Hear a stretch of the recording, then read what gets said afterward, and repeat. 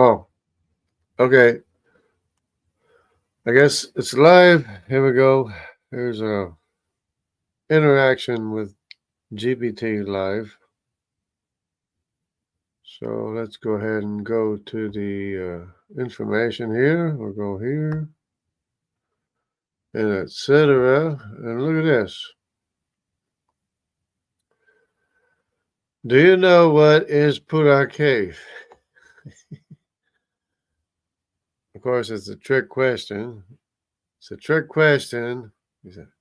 Pura Cave does not appear to be a widely recognized term in English or common scientific or cultural context. Is possibly that it may be specific term from a particular language. Come on. Politically refers to something specific. Please provide context. Alternatively, okay. In reference to the electric eel, do you know what Pudake is? Ah, yes. Pudake refers to the electric eel. You know, here we go. Yeah. Electrophorus electricus, particularly in some indigenous South American languages as Tupi Guarani, the term Puraque, or similar variations are used by indigenous people in the Amazon region to refer to this fascinating species of electric fish.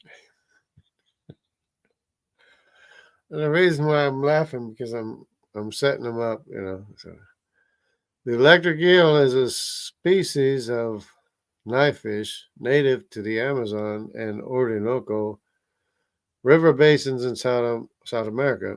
It's known for its ability to generate powerful electric shocks, which it uses both for hunting and self defense. Despite its name, the electric eel is not a true eel, but it's rather closely associated with catfish and carp. Well, that's wonderful news.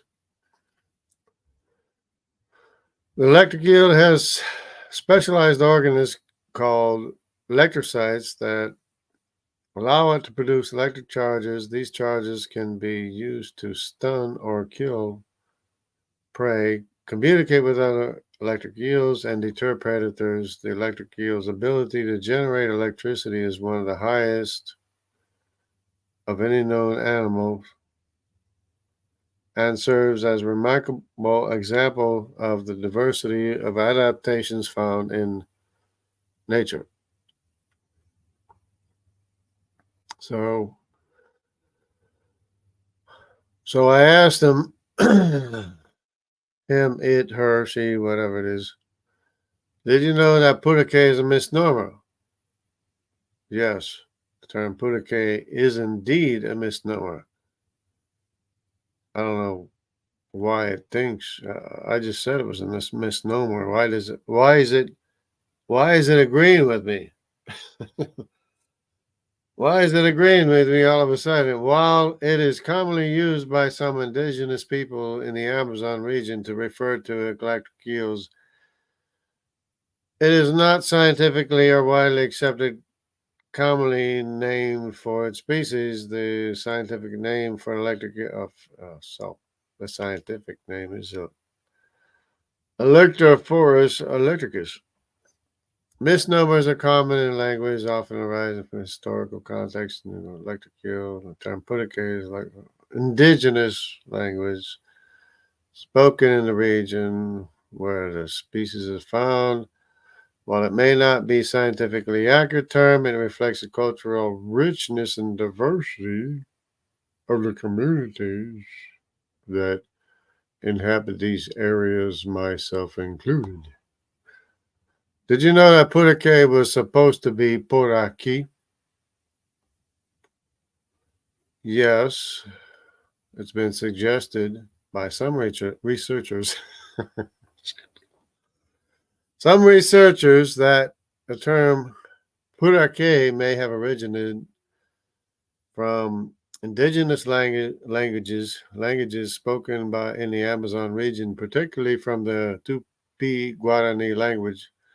Just purake is thought to be a corruption of the Tupi Guarani phrase.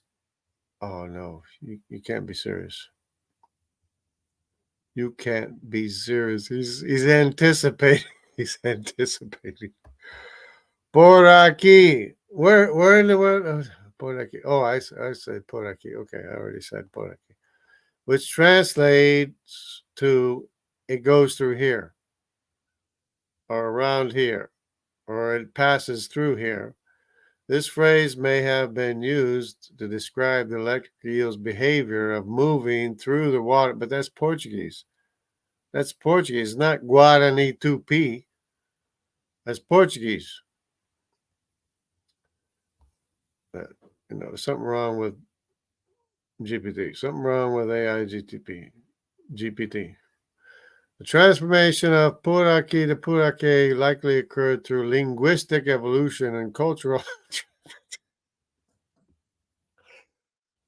transmission over time. While Purake is not scientifically accepted name for an electric eel, it provides insight into cultural context and indigenous knowledge of the So, okay. I am from Purake. I know that it was supposed to be Puraquiquara. It was supposed to have been Puraquiquara. Puraquiquara. Thank you for providing that insight. If Purake is indeed derived from Puraquiquara in the Tupi Guarani languages, it's Portuguese. It would add further depth to the understanding of the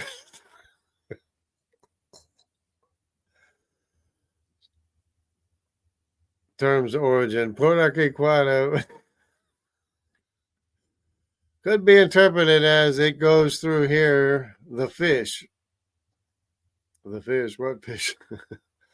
Which would be a more accurate description of the electric eel's behavior and characteristics. Mind you, I'm speaking to the most intelligent word language, whatever it is, thing in the universe. Languages and their evolution can be complex. And the origin of words and phrases often have rich and nuanced histories. Understanding the cultural linguistic context behind terms like purake enhances our appreciation of indigenous knowledge and traditions associated with electric eel in the Amazon region. So I said, Purake is short for Puraquara, which was supposed to have been Puraquiquara, which was around here, the electric eel. Thank you for providing the additional context. If Purake is indeed short for Puraquara, which in turn is derived from Puraquiquara, meaning around here electric eel, it provides a more detailed understanding of the term's origin and meaning. This etymology aligns with the indigenous knowledge and cultural understandings of electric eel in the Amazon region, where local communities have long interacted with and observed the behavior of this fascinating species. Thank you for sharing this insight as it contributes to a deeper appreciation and linguistic and cultural richness associated with the term Purake and its connection to the electric eel. And so I explained it was Americans who didn't know Portuguese grammar, and they named the place where I'm from Puraquara instead of Puraquiquara.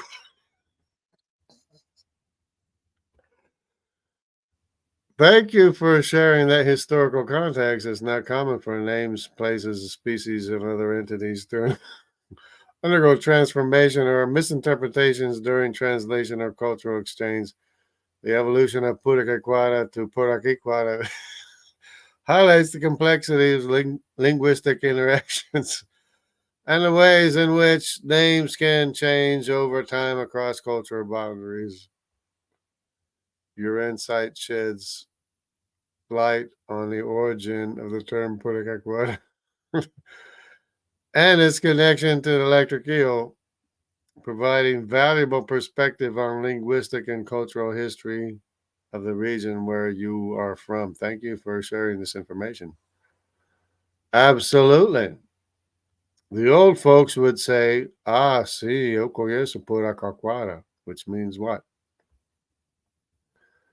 The phrase, ah, sí, conheço Puraquiquara, translate to, yes, I know around here the electric eel. This phrase reflects familiarity with the presence of electric eels in the area. I was shocked by that. And suggests that the term Puraquiquara was commonly used to refer to the electric eel among local residents, myself included. It provides further evidence of linguistic and cultural connection between the term and the indigenous. Indigenous must have been caboclos and the missionaries in the area. Must have been the indigenous, the native people and the missionaries in the area. Knowledge of the electric eel in the region. Okay. Thank you for sharing this in linguistic insight. It offers a glimpse into historical usage of the term and its significance within the local community. I said, no, it's rural vernacular. Poraquaquara. I didn't know why they said it that way. Poraquaquara. Thank you for the clarification. Poraquaquara appears to be a variation of the phrase Poraquiquara. Ooh.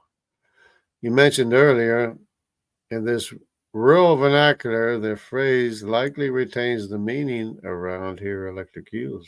The variation in pronunciation may reflect. I can't believe I'm even reading this. I can't believe I'm even reading. The variation in pronunciation may reflect the regional dialects or colloquialism common to rural areas.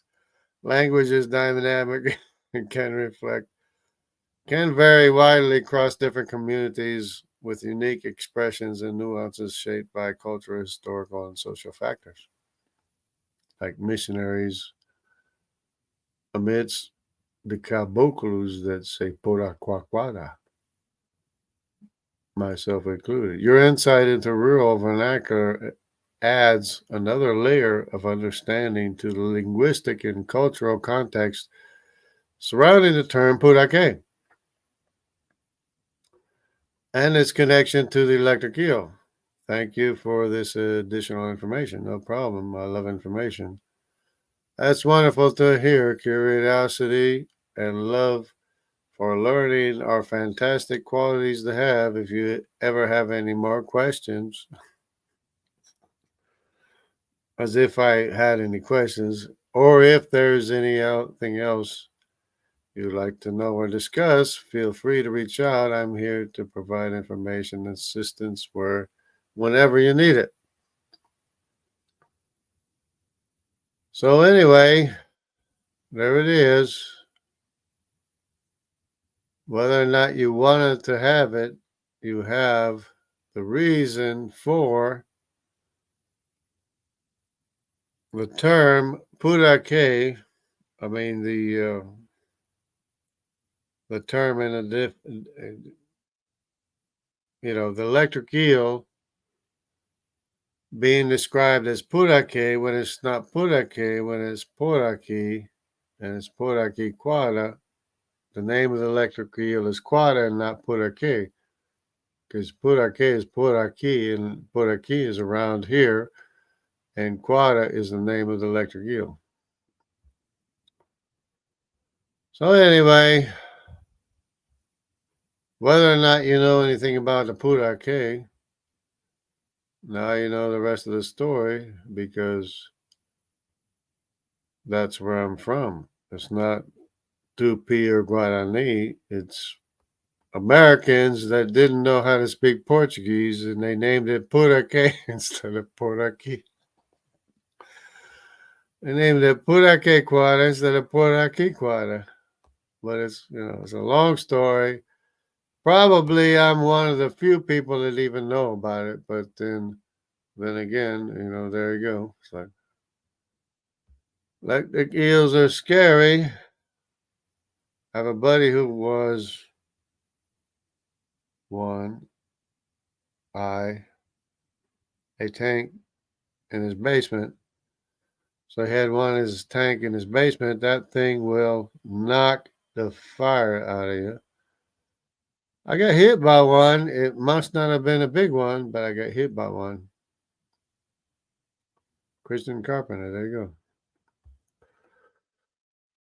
So in case you didn't know, now you know. Now you know the rest of the story. Purake is not the fish.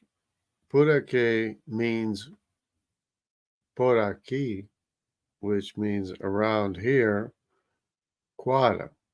Quada is the name of the electric eel, not purake. So anyways, you can take that to the bank. I'm from Purake Quada. That's where I'm from.